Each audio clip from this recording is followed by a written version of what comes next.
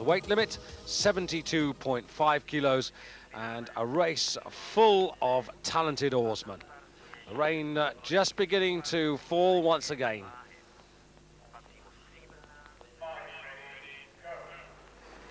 Away at the first time of asking. In the green, Niall O'Toole, world champion a couple of years ago. But closest to us in lane one, the Danish sculler, Jens Moore Ernst. There's Ireland, and to his left, the Dutchman, Pepin Ardvin. Then the British sculler, Peter Haining. In lane 5 for Australia, Stephen Hawkins, and America's Brian Sweeney furthest from us. There's an extraordinary lineup here. World champions and Olympic champions aplenty right through this field. Ireland's Niall O'Toole, that slightly ungainly stroke of his, lots of leg, and then the body only at the last part of the stroke. But he likes to go out fast, he likes to lead, and he's taken off very well indeed. America's Brian Sweeney isolated a bit on the outside there.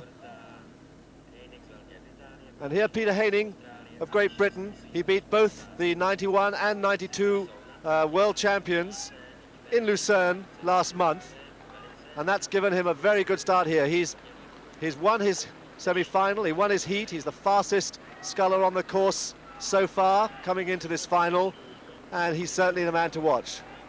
But Niall O'Toole has certainly got an edge on the field. Well, as we go across the lanes here, there's Peter Haining, as you said, Dan. He's won just about everything coming up to this final, but this is the day that the whole season is about for this man, and he's gone into a lead, and he's leading ahead of, in lane 1, the defending world champion from Denmark.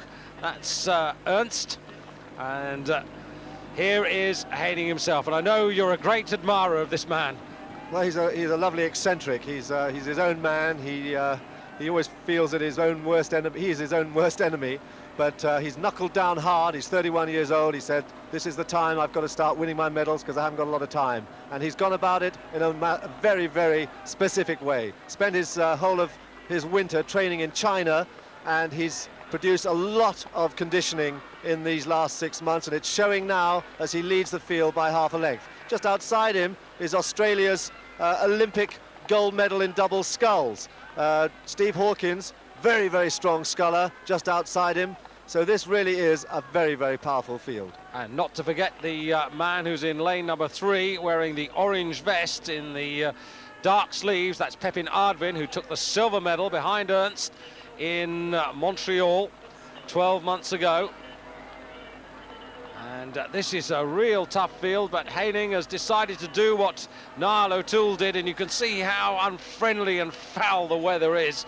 But it's very difficult to lead from the front, and 2 years ago when Niall O'Toole won his gold medal, conditions very different. It was a bright sunny day with a fast tailwind.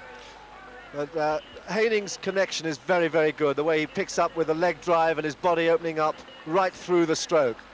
Very well connected, and he's pulled out a length now on this superior field. Australia's Hawkins, sitting in second place, was ill during the summer, but he's recovered, but that could well hurt him a little bit in the second half of this race.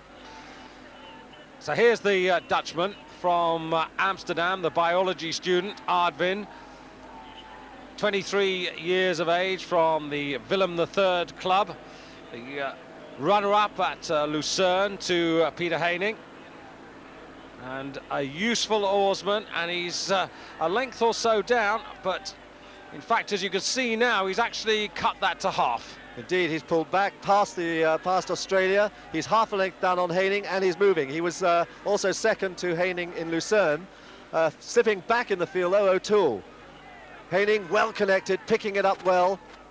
And Hawkins beginning to make his move as well to make sure that he's not left behind.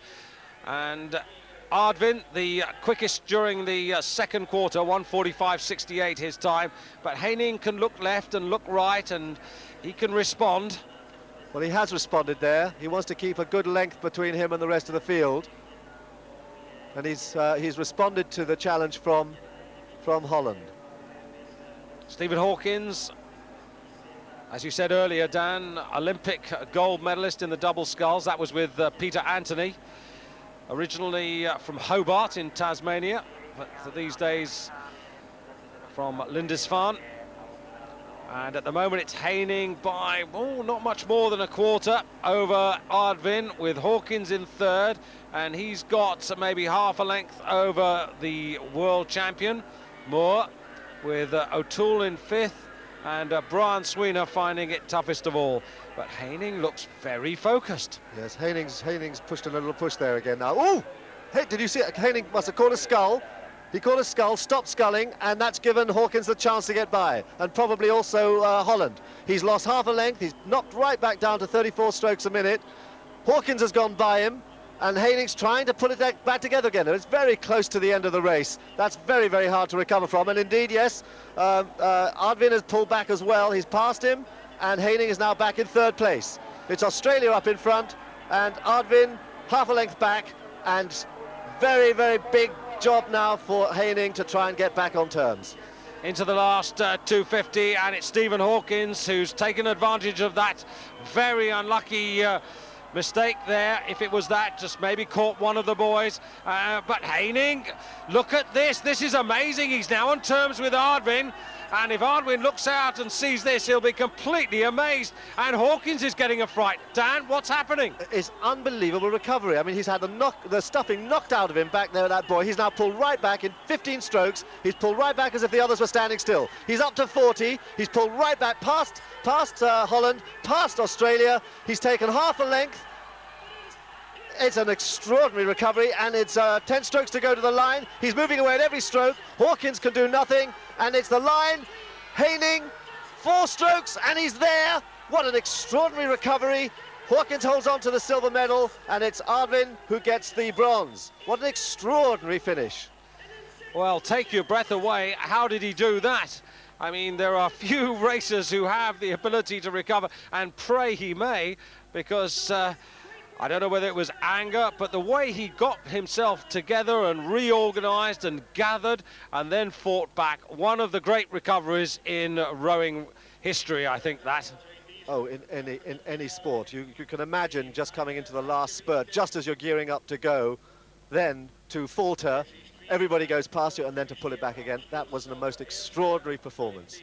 Hawkins couldn't do anything about it, and Ardvin nearly caught there by the world champion, Ernst. Indeed, and Niall O'Toole, the champion of 2 years ago, well, he's won silver and bronze world championship medals, but now he is champion of the world. The first Briton to win a singles title, and he takes the gold medal with pride from Mike Williams, the new treasurer of FISA. Stephen Hawkins takes the silver, he's still recovering, and Pepin Ardvin the bronze.